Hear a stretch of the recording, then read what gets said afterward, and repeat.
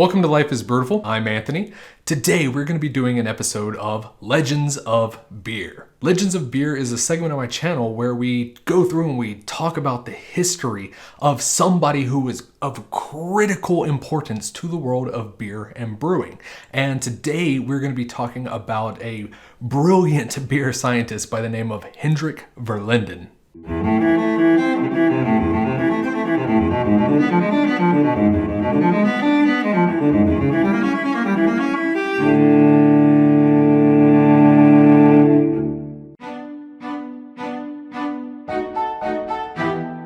Hendrik Verlinden was born in Belgium to a humble family around the year 1866. Unfortunately, not too much is known about his early childhood other than the fact that his family was not well-to-do. Records indicate that at around the age of 16, Hendrik left his family farm to get a job at the Louis Mies distillery, one of the largest distilleries in all of Europe and perhaps the world at that point in time. It was here at the distillery that Hendrik developed a burning passion for all things fermentation. In his free time, he would actively seek out the best written sources coming from Germany and from Belgium and the Netherlands in order to better fine-tune his craft. He didn't want to just be a scientist. He wanted to be an artisan. He wanted to be a true subject matter expert. Hendrik's motivation and drive really helped propel him up the ladder, eventually obtaining one of the highest positions within his field as the head chemist for the distillery. However, despite all of his dedication and all of his hard work, Hendrik was constantly passed over for pay raises and future promotions. So he decided that he was going to leave and he was going to take his destiny into his own hands. In 1909, Hendrik decided that probably the best way to utilize his skill set was to become a consultant for breweries and distilleries and wineries across Europe. And he spent the next decade or so traveling around Europe, showcasing all of his knowledge and helping bring forth the entire distilling industry into a new era. Particularly, he focused on proper yeast utilization, propagation, and just all things fermentation. After gaining all of this experience, around 1916, he decided he was going to publish his first book, the Het Praktisch Handboek der Gistingen Industries, or the Practical Treatise on the Yeast Industry. I'm sorry, all Flemish speakers. His book became like a capstone of knowledge in all things relating to yeast and fermentation.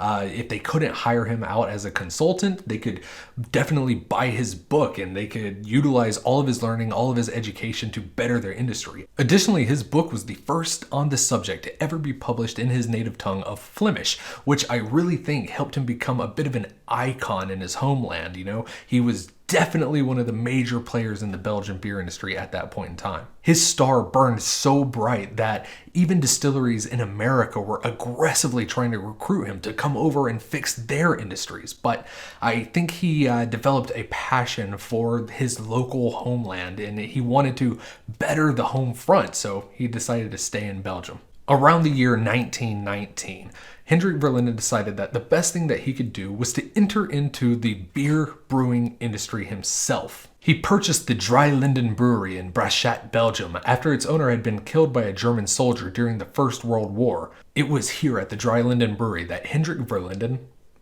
kind of appropriately named, would go on to put his skills to the test. You know, no longer was he just consulting, no longer was he just advising. This time, it was his products being pushed out into the forefront. Now, I was unable to find any sources that discussed the quality of Dry Linden's beers at that point in time. However, I have to imagine that they were of high quality because his consultation business still continued to skyrocket. In fact, he possibly landed the greatest consultation job of his entire career, which was at the Westmalle Trappist Brewery. Westmalle in the modern era is known for their insanely high quality Trappist beers, right? But that was not always the case. In the early 1920s, Westmalle was actually suffering a bit of a fermentation problem. It seemed that they were having a lot of struggles producing high quality Inkel and Dubbel beers as they had before World War I. It's possible that some knowledge had been lost during that time as they were forced to leave their brewery. They had to come back, rebuild. It's possibly that some of the experts had passed away. It's also possible that there was a whole new market of ingredients and materials, and so many businesses had closed and so many industries had faltered or shut down that maybe they weren't able to get the same quality ingredients they had previously.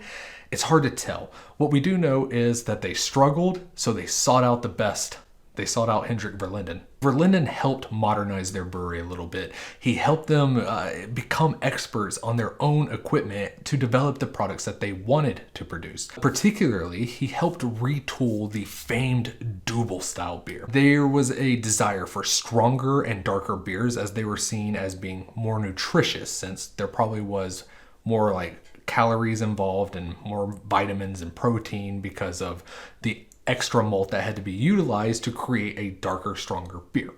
However, to stay true to the Westmalle fashion of incredibly high quality, they had to figure out a way around that. So they started adding caramelized beet sugar to their Dubbel beer, which helped up the ABV, which helped darken the color, but it still retained an incredibly attenuated, highly crafted beer. I can't find any sources that directly state that Hendrik Verlinden gave them the idea of using caramelized beet sugar, but what we do know is that they were struggling, they were making bad Dubbels. They hired Hendrik Verlinden, and shortly after his consultation services were acquired, they came out with this new offering. So I think it's fair to say that he at least played some role in that retooling of their classic recipe. And I mean, it was an amazing success. The Westmalle Dubbel is kind of like the shining beacon of what a true Belgian Dubbel should be like. Hendrik Verlinden was always on the cutting edge of what is coming up in the beer industry, right? And he was paying very, very close attention to the local markets as well as the wider European markets. And at this point in time, the Pilsner had become an absolute phenomenon. Now, Belgium it was one of the bastions to hold out on brewing almost exclusively brown beers, right?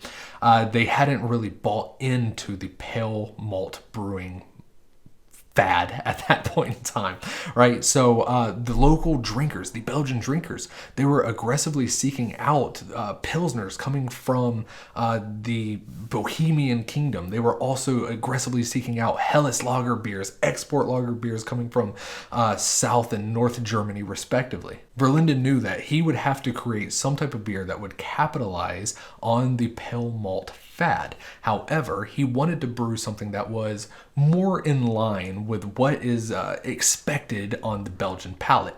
So he developed an incredibly pale, incredibly strong beer that had the true essence of Belgium. He produced the world's first triple, known as the Whitcap Paters Triple. Not only was he the first to brew an incredibly strong pale beer that we would now recognize as a triple, he was also the first one to ever attach the name triple to a pale, strong ale. He came up with the name, likely building off of the naming convention set forth in the Trappist industry, but he was the first triple. This was the first triple. Now, at the same time, he was still consulting with Westmalle, and he utilized all the lessons that he had learned from brewing his Whitcap Pater, and he helped Westmalle create their triple. So essentially, at one point in time, these two beers were nearly identical. In the modern era, the Westmalle has since retooled their recipe. In 1956, I think they largely upped the amount of hops, so theirs is likely a little bit more bitter than the Whitcap Pater, but back then, they were essentially the same. But at this point in time, we need to take a slight detour. We need to discuss the Whitcap Pater brand of beer. The name Whitcap Pater directly translates to White Hat Father, in reference to the robes worn by the Trappist monks. The logo even depicts a cartoonish monk adorned in the traditional robes and headgear, directly resembling a brother of the Trappist order. Additionally, the beers offered under the Whitcap Pater brand strongly resembled the beers he helped design with Westmalle. The Dubbel is a near clone, and the triple would have likely been the exact same beer as we discussed earlier. It seems that Mr. Verlinden, while helping the Trappist brewers, he wanted to be able to capitalize in on that for himself. Even though he was already being paid for his consultation, I guess he wanted to double dip. So he created a beer brand that could confuse the consumer into thinking that this was perhaps a Trappist beer itself.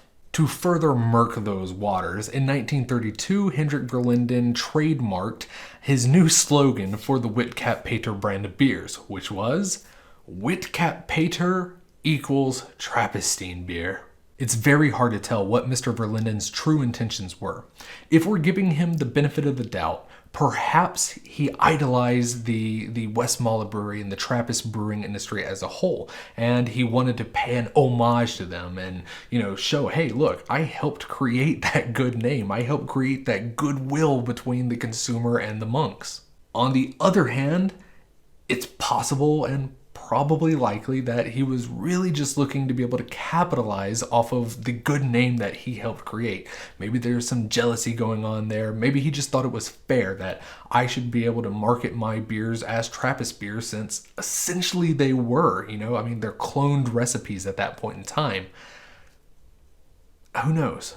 Regardless, as you can imagine, the Westmalle Brewing monks were a bit miffed by this whole trademarked slogan. They did take Mr. Verlinden and his Whitcap Pater beers to court.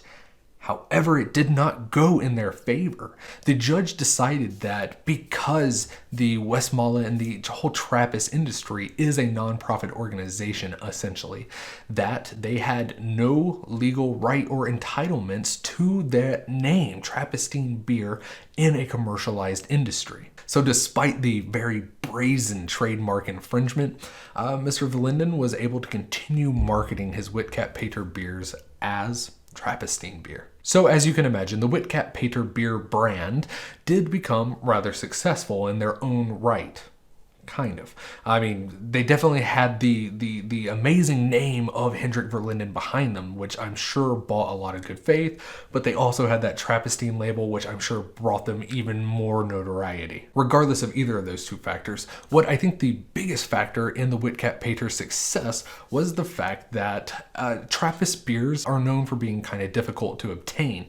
Historically, you would have had to actually be able to go to the abbeys to get the beers directly from the monks. You wouldn't be finding them on your local grocery store shelves like I found these two in the modern era. But because Whitcap Pater was a secular industry, it was a for-profit business, he was able to expand his distribution, and he was able to get the beers that were, so highly sought after for their high quality, but he was able to get it into markets far beyond anything the Trappists could have done at that point in time. There is an argument to be made that just because the Westmalle Dubbel and Tripel are the shining examples of what those beer styles should be, that they wouldn't have reached that status if it wasn't for Whitcap Pater. Their Dubbel and their Tripel exactly the same, but consumed by way more drinkers at that point in time. Unfortunately, Hendrik Verlinden would not live long enough to see how incredibly successful his innovations in beer and brewing were. On May 11th, 1940, Hendrik Verlinden and his son Josef were killed during the Nazi invasion of Belgium after the Luftwaffe had bombed the Dreilinden brewery. He was survived by some of his children who continued on the brewing operations, and they would affix the name the Children of Hendrik Verlinden underneath their name to continue on his legacy. However, in the 1960s, the last living heir did pass away, and all the rights to the Dreilinden brewery were sold to the Slagmulder, probably mispronouncing that, brewery also in Belgium. Unfortunately, maybe fortunately, depending on what side of the argument you're taking, the trademark, the slogan of Whitcap Pater equals Trappistine beer did not carry over with the transition, as it was exclusive to the Dreilinden brewery, and it was not able to be renewed at Slagmulder. Although the Verlinden brewing dynasty did fade away into obscurity, it still lives on in some small way through the Whitcap Pater beers released from the Slagmulder brewery. This is why we're able to still taste the original Trappist recipes of the Dubbel and the Tripel that he helped create at Westmalle. The story of Hendrik Verlinden is an incredibly sad one. Arguably, he was one of the most important Belgian brewers to ever exist. I mean, he completely helped redefine what it is to produce Belgian beers. I mean, he created some of the most popular beer styles to ever exist. He helped bring forth the rustic, archaic Belgian brewing practice and industry into a modern era through his teachings on yeast propagation and utilization and recipe design. He's also rather well known amongst beer historians for his insane documentation of various beer styles that have long gone extinct. The only reason we know what the recipe of like an Antwerp Sief is like is because he wrote it all down. He captured it, and most importantly, he told us how to brew it. It's very unfortunate that Mr. Hendrik Verlinden is largely forgotten in the modern era because he was so critical in shaping it. But hopefully this video is able to bring his name back into relevancy. You know, people deserve to know his name. So thank you for watching, everybody. I really hope you enjoyed, and I hope you learned something about Hendrik Verlinden and the world, the wider extended universe of Trappist beers. Remember, there is a story, or maybe several, in every bottle, and that life is brewtiful. Cheers.